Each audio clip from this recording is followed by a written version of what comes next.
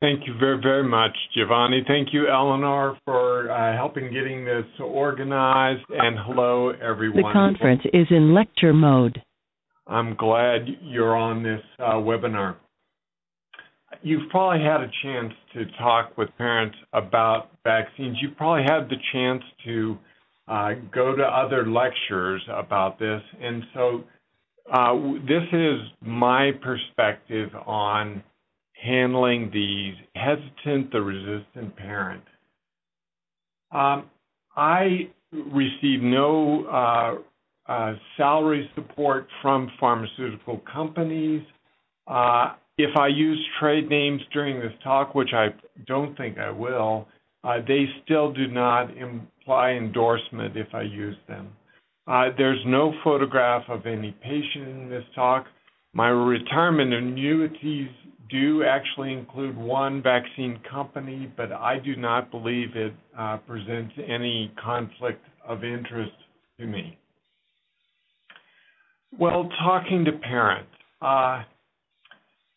from my perspective, the most important thing to do in some ways with parents is first to listen to them. I really do believe that we need to listen well. Parents have many different perceptions about that can come from the idea that corporations are greedy and are trying to simply earn money by selling vaccines, or that individuals are compromised, physicians or their healthcare providers, by greed. So there are many of those perceptions which I believe are not correct. Also, I believe parents misattribute injuries. Vaccines are very, very, very safe, and we know that many times things occur simultaneously but are not causally related. We've just learned about Dravet syndrome in kids that leads to an autistic-like appearance at about 1 year of age. Well, we're vaccinating a lot at 1 year of age, so there can be causal or time relationships that are not causal for injuries.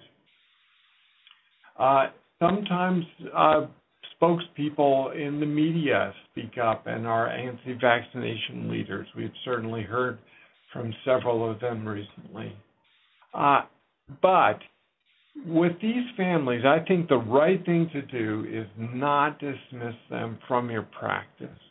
I believe that is not correct. I think it's okay to say good people can agree to disagree, and we may not agree, but that's okay. We'll just keep talking about this. I do believe it is okay to actually dismiss a person from your practice if they refuse to hear your message. I've had some parents tell me, I do not want to hear this again, do not raise this again.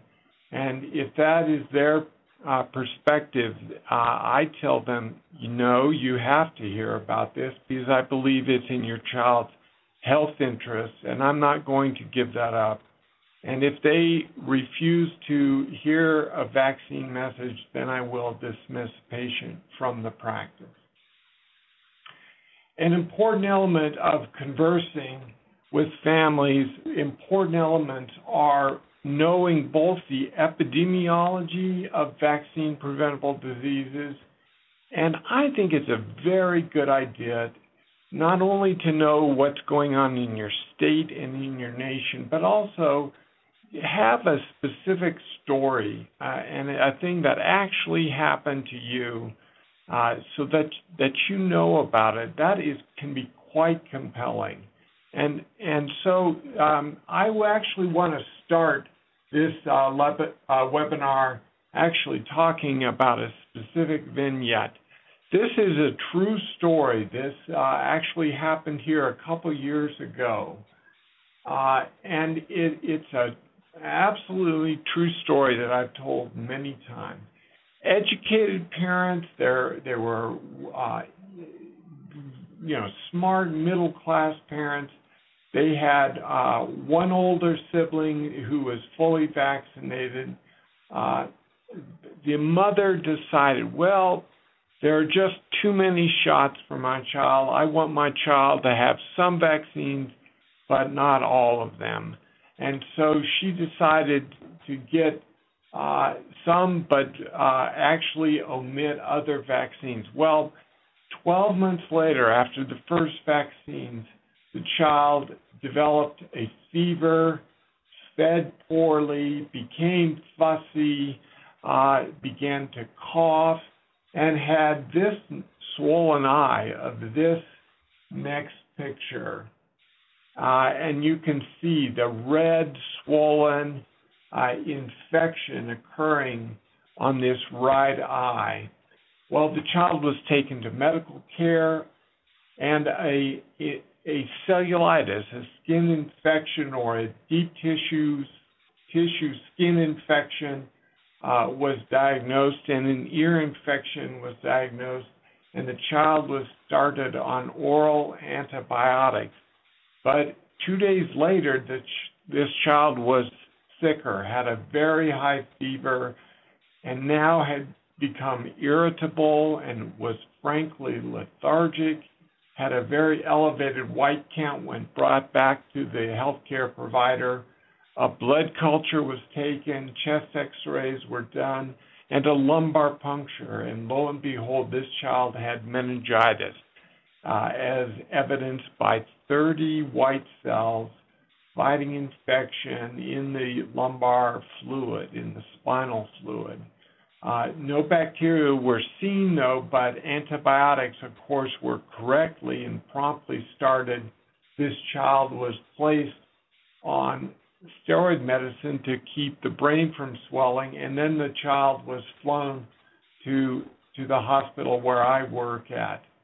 Had this x-ray, and if you can see on your URL, there is a retrocardiac infiltrate. That's very much a lobar infiltrate. You see behind the heart in the left lung there a solid consolidation. This child had pneumonia, and they actually ended up hearing a murmur on this child's cardiac dam, or more specifically a friction rub, and this child had not only left lower lobe pneumonia, meningitis, but also had infection around the heart. Pericardial fluid was causing an effusion because of infection around the heart.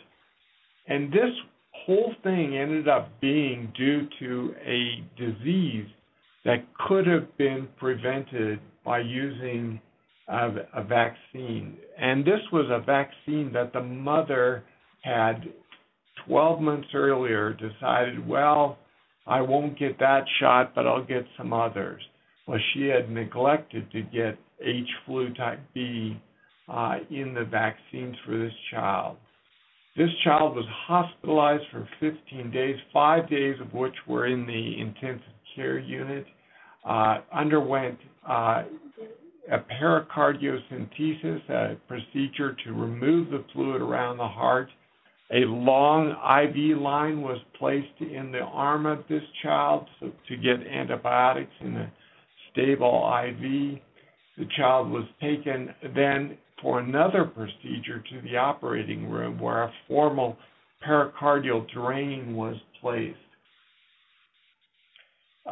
So this child ended up having 27 x-rays, 11 echocardiograms, 60 medication orders, 81 lab tests, 1 blood transfusion, and there were 4 consulting physician groups taking care of this child. At this point, by 14 months of age, this child had 3 DTPs, diphtheria, tetanus, pertussis, 3 polio vaccines, but this child had no Haemophilus influenza and no pneumococcal vaccines. And it was, as I said, the Haemophilus influenza that had cost this child the disease, had caused the disease. Probably about $100 to $150 in vaccine and vaccine administration fees would have actually protected, almost certainly prevented this disease. But the parents did not actually get this child vaccinated.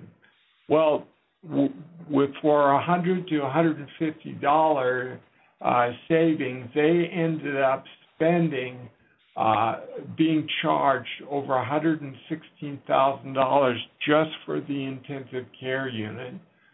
I could not find out the physician charges, the x-ray charges, the anesthesia and the operating room charges, although I didn't learn the operating room charges. It did not find out the anesthesia charges, the flight to Denver, much less the consequences of having meningitis on how that affects your brain.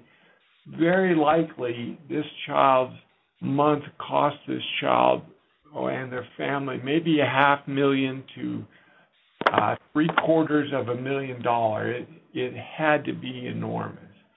Well, this is what's happened since we've used the vaccine. So the vaccine has worked spectacularly well to reduce the disease.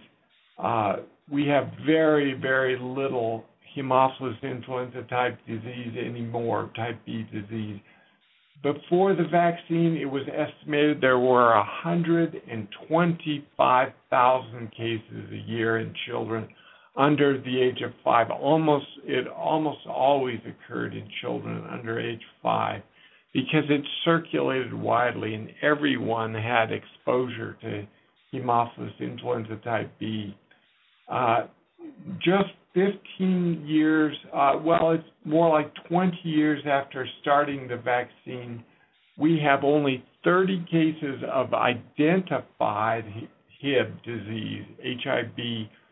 There are about 2,000 cases of Haemophilus, but they're not identified, and probably most of those cases are non-typable, types A, C, D, E, or F, but not type B. So we don't know how many cases of type B we actually have because our labs have moved on to other things. They're no longer typing HIB in many cases, but it's probably more than 30 cases. But, it has worked dramatically well to reduce the burden of disease on kids.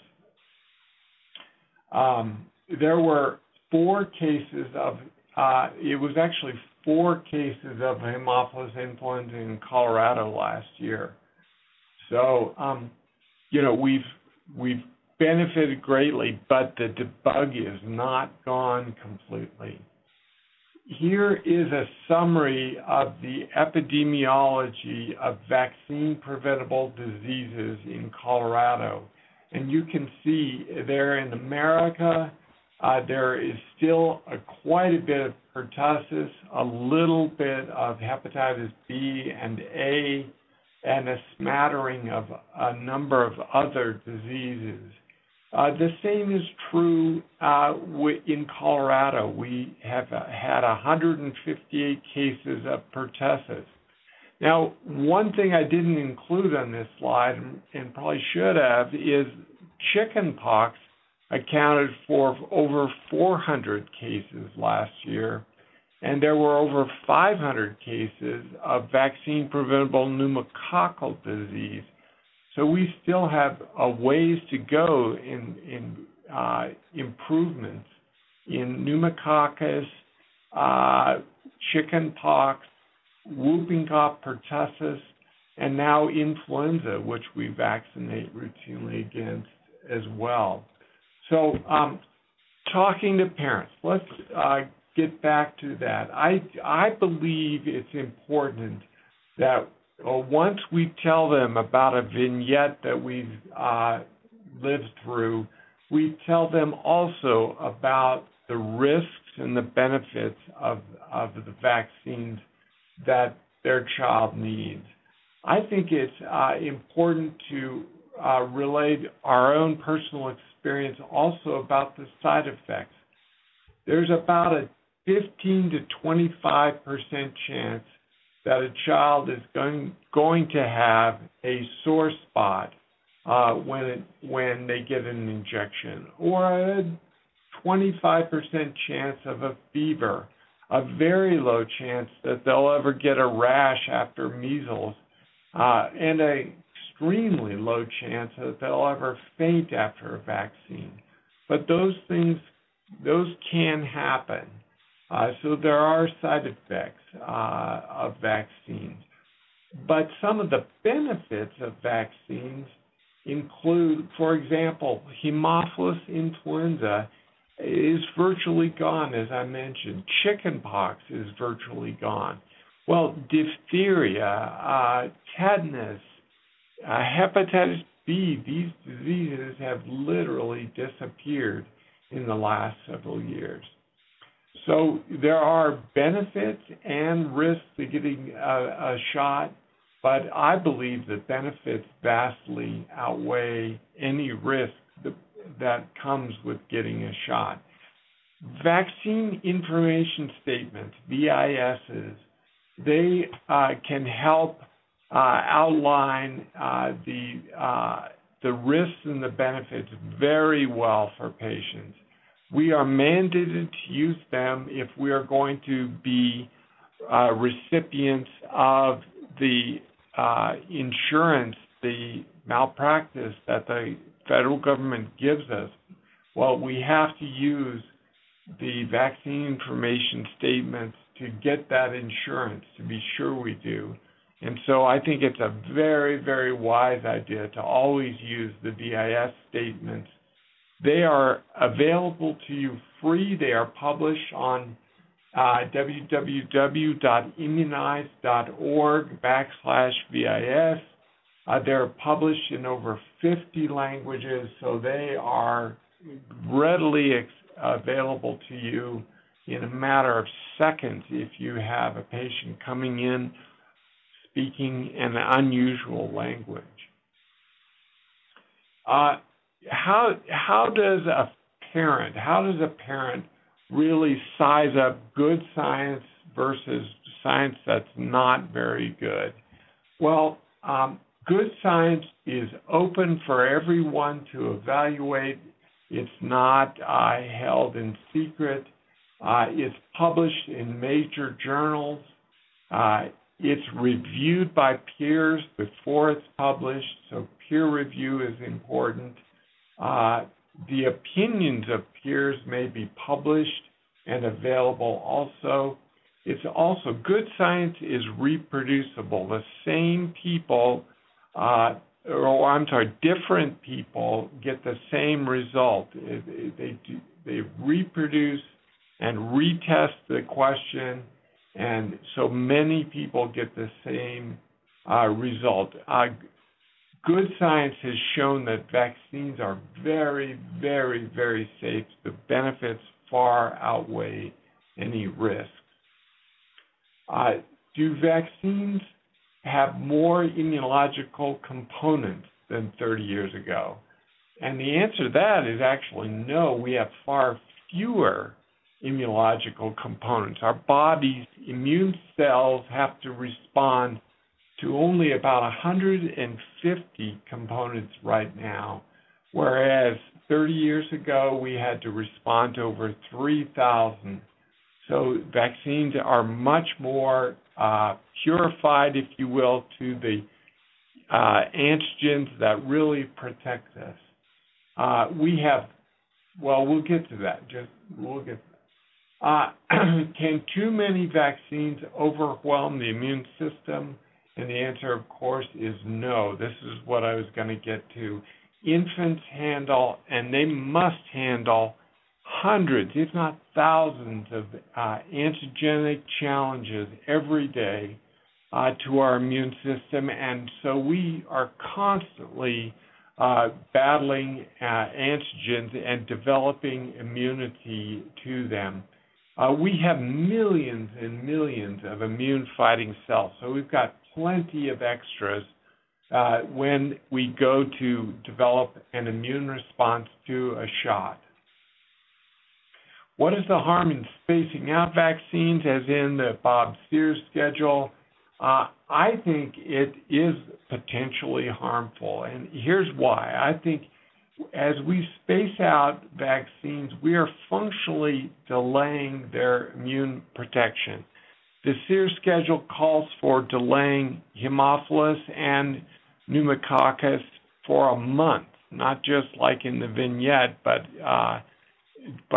for only a month. But somewhere in America, there's going to be a child who gets Haemophilus or pneumococcus in the second month of life when they would have been protected by a vaccine, but it's being withheld or delayed because of a spaced out or slower schedule.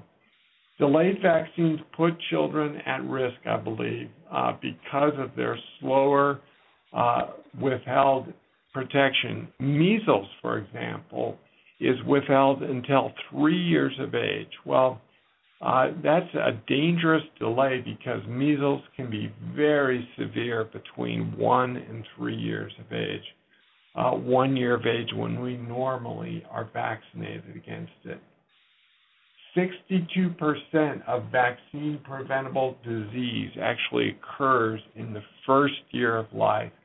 So the primary theories and vaccines in the first year are very important. The diseases, if the diseases are gone, is vaccination still important? And the answer, of course, is yes. The diseases are nearly gone, but they're not completely gone, and they can come back. Every single disease, until it is truly eradicated, could come back. How can I discern good information from bad? I believe talking to your doc is the very, very best thing.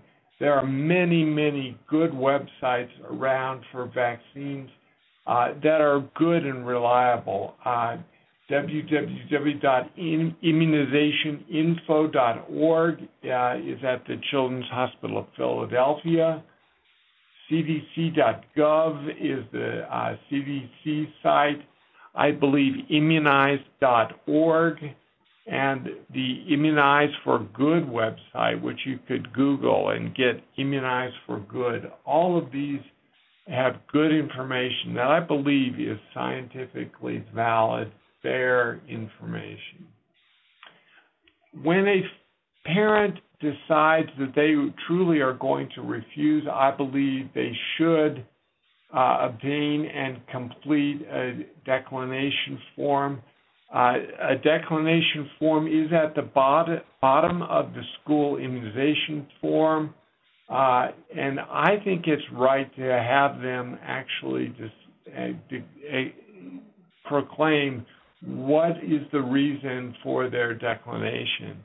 So I think medical legally we have far, far, far greater risk if we do not complete the declination form, because vaccine diseases are much more likely to affect that patient. So we need to protect ourselves, and I think declination forms are a good idea. I think speaking to adults who are young adults who never got vaccinations is important. Children's Hospital recently had a little baby whose mother had never been vaccinated, and she gave the baby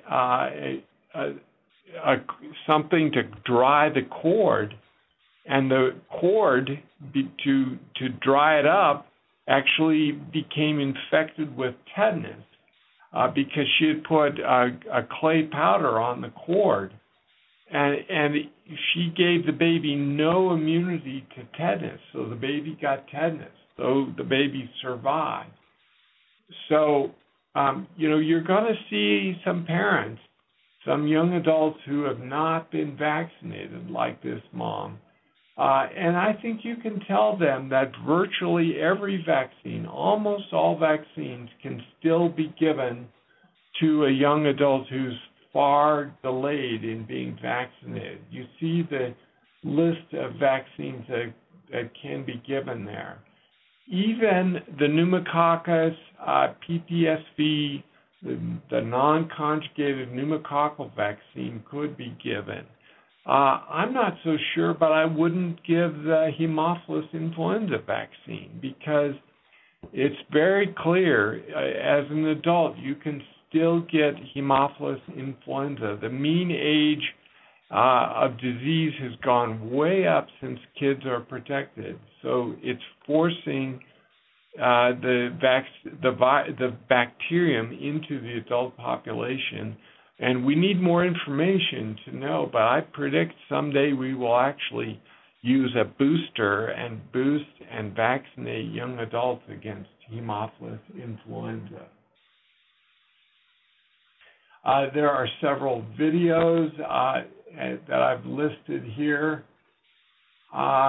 So sometimes vaccines are hard to force us to give to kids. Nobody likes to cause pain in our kids, but they certainly work and they certainly protect our kids.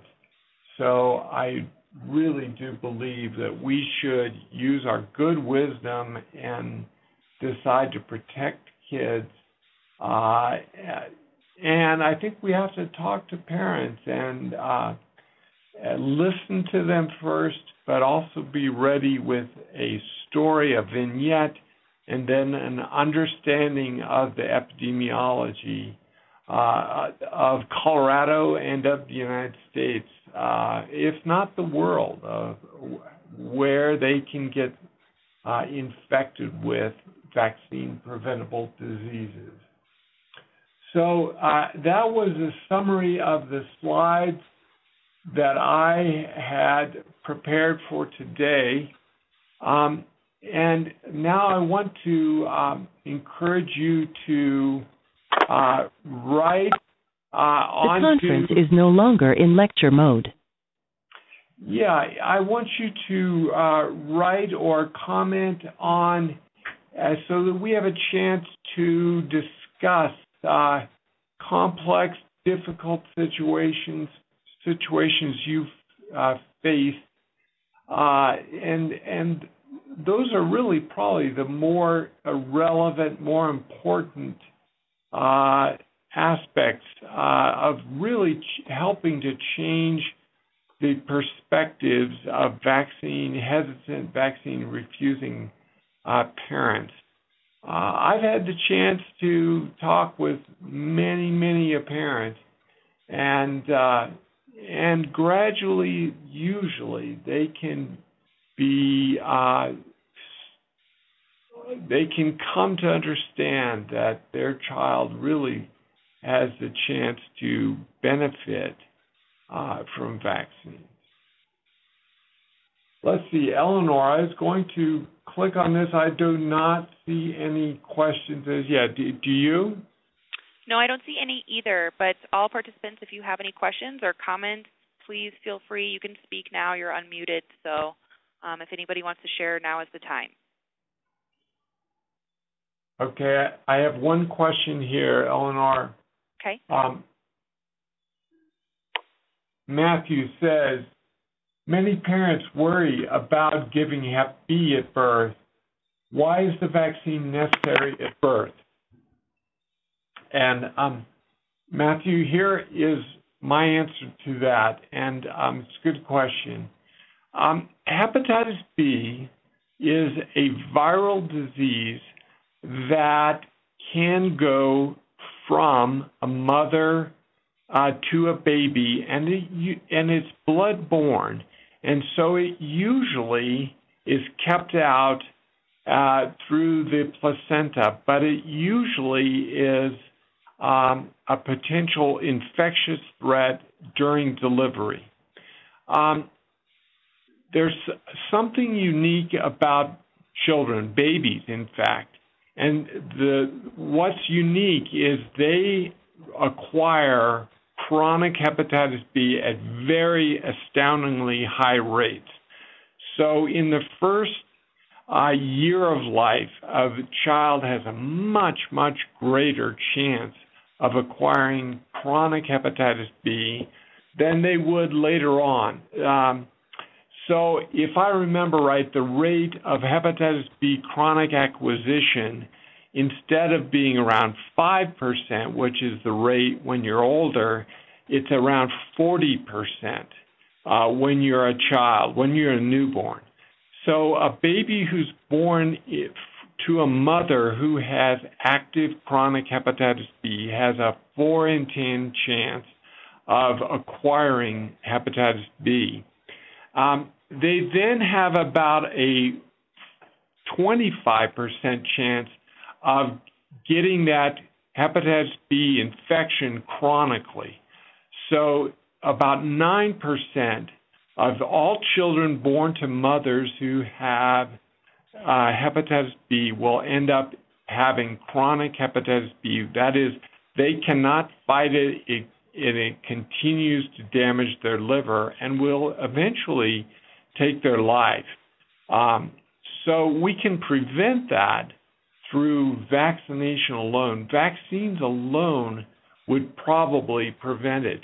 But HBIG, which is the pooled immune globulin, plus vaccinations work very well. There's over a 95% chance it will prevent infection to the infected mother. That is to say, HBIG to the baby, vaccination to the baby, has a 95% chance of preventing the baby from acquiring hepatitis B, whereas, remember, 40% of them, if they were untreated, would get the disease. So you have to do it right at birth. If you delay it more than 24 hours, the likelihood of benefit goes dramatically down. I feel it has virtually no benefit by 7 days of age. So I usually indicate that if a baby has not had hepatitis B by 7 days of age, hepatitis B vaccine, and is not a high-risk child that's tested for on the parent's mother's testing, then I recommend that they go wait until 2 months of age to get the vaccine. So I hope that answers your question, Matthew. Paul asked a question here also. I am discouraged by so many fairly well-educated parents who withhold vaccines from their kids based upon objections that they read online. When literature, what literature are they actually reading, and which is so convincing to them to override the advice from their physician? And Paul, honestly, I do not know. There are many websites out there that are anti-vaccination websites. There are many. There are many people that are active in trying to convey their opinions to as many people as they can. So we are up against a bit of a battle in that. And so I think you have to ask them, where is your information coming from? Do you have questions about it? And listen to them. And know that there are literally hundreds of anti-vaccination websites. A question from Michael. Should we give hepatitis B every 10 years or get titers to check for immune status, especially those of us who are in the healthcare profession? And in the same light, what about patients? Should we test them?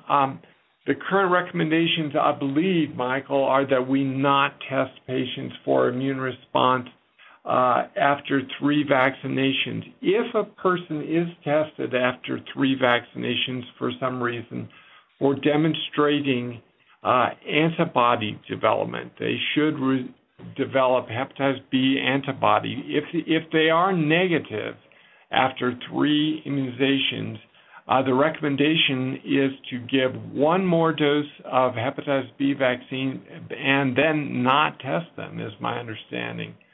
So I think the most important thing is making sure you're properly vaccinated, continuing to use universal precautions, make sure our patients are vaccinated, and in that unlikely event that you do have a person who's been vaccinated but not responded, that we give them another dose of vaccine. Dr. Solomon writes back again, what is the current estimate of this year's influenza vaccine? My patients have told me that they declined because they have read that this year's influenza vaccine is not effective. This year's vaccine is the same as last year's, as you probably know. It's the same trio of H3N2, H1N1, and type B vaccines. So it's trivalent, but it's the same vaccine as last year's.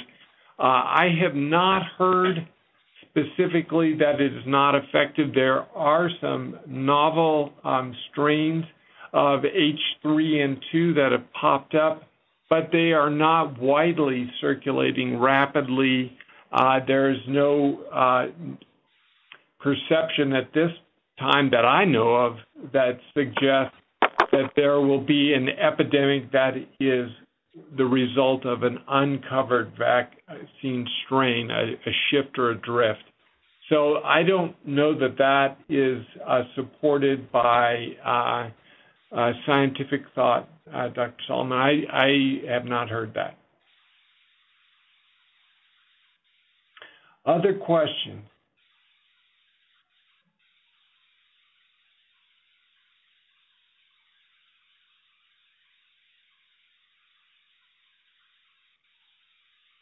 You know, I want to make one more quick comment. One of the ways you can start to talk with a parent who's vaccine hesitant or refusing is to bring up the disease that is the one vaccine preventable disease that is not communicable. And tetanus is a disease that you get from the soil, not from another person.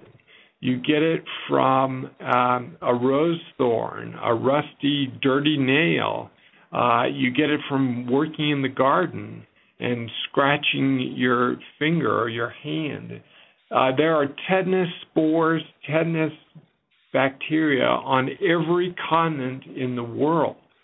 And so the only way you can really avoid tetanus is through getting a tetanus shot.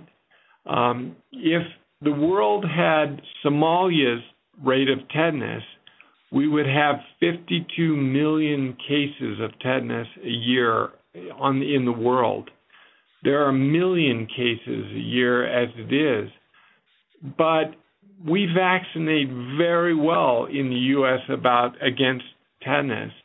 And so we have very few cases, and if the world had the U.S.'s rate of tetanus vaccination, the whole world, we would only have 630 cases of tetanus in the world each year. Well, Somalia's rate, 53 million, the U.S. rate, 630. You can see that the only reason we have fewer cases of tetanus is because we use vaccine. For goodness sakes, it's not even communicable. It's in the soil, and it's in the soil of every continent in the whole world. So you have to vaccinate to avoid tetanus. Dr. Solomon has another comment here. We're having a difficult time selling HPV vaccines to boys, even more so than to girls. Do you have a suggestion to help us encourage patients to vaccinate young boys against HPV? Well, as you all know, human papillomavirus is just received a vaccination recommendation for both boys and girls at 11 and 12 years of age. It historically, before this, had been advised for girls and permissive for boys. You could give it, but it sort of was a new category, permissive recommendation. Well, that's just changed so that it's now recommended. You're supposed to use Gardasil, HPV-4, for boys.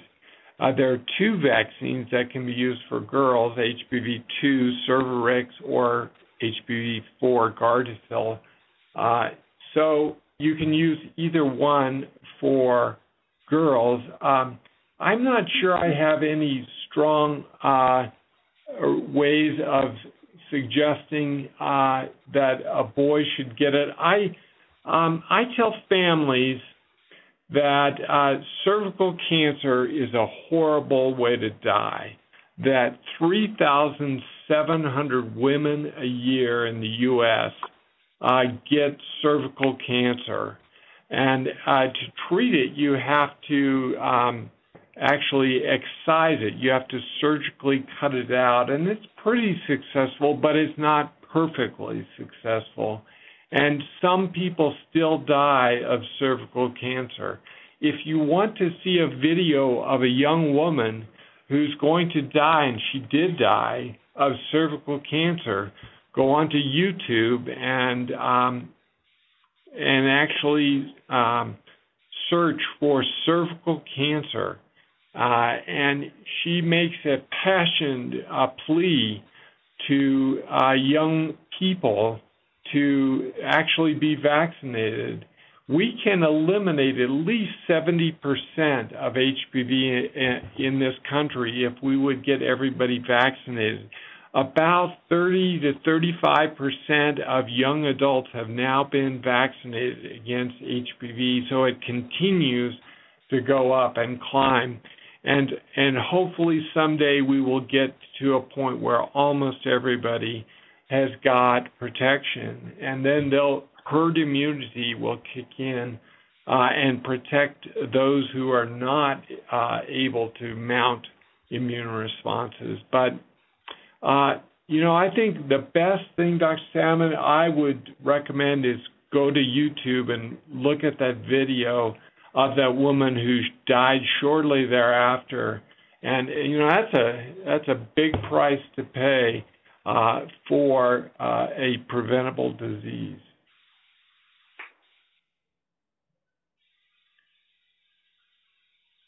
Any more questions? Thank you very much for the good questions you've written.